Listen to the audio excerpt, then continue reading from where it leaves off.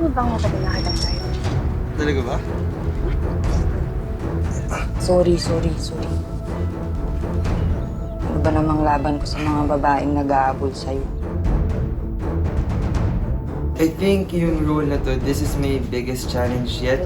Ito yung pinaka-challenging na ginawa ko for my whole career here sa Sparkle GMA Arts Center.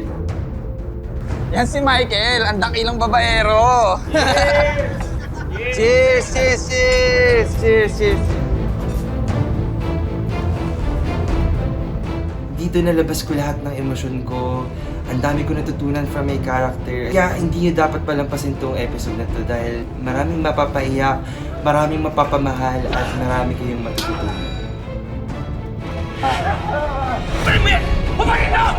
Tagal ko nang ramdam kung ano ka talaga. Okay? Sige, nasuotin mo na yung bagay sa yan. Ayun, no? Diba? You need to accept who you really are. Especially, lalo na kung different ka talaga sa kahit sino. And I think, yun yung valuable lesson is pinaka-importante kasi yung mamahalin mo yung sarili mo bago ka magmahal ng iba. Ang pakiramdam ko, syempre kailangan kilalanin niyo maigi yung mga anak niyo, kausapin niyo, and be open. Yung mga kapuso natin, magkakaroon ng anak ng bakla o tomboy man yan, tao po yan, mahalin po natin, tanggapin po natin kung ano ang meron. Kahit ano namang paggawain natin ay hindi naman magbabago siguro yung katotohanan na magulang ko kayo, anak niyo ako. Gusto ko, pagtanda niyo, ako pa rin mag-aalaga sa inyo na. Pasensya na na, Iya. Kahit gawin mo yung sarili mong pagkatao, marami pa rin magmamahal sa'yo, hindi ka nag-iisa. At makakahanap ka ng one true love mo. Ayun. Minum ka.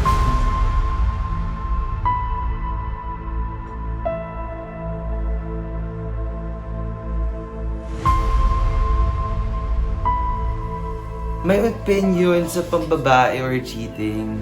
Nako, huwag niyo nang gawin.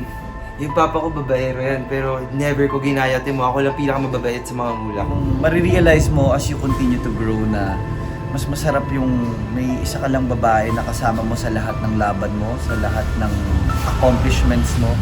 So, hindi ako support sa mga pambababae. Tama na po! Please! Magsama na! Huwag kayo! Tama na! Hindi nga po ako lalaki! Kahit na babae pa hirap na sa akin, hindi ko sila magugustuhan!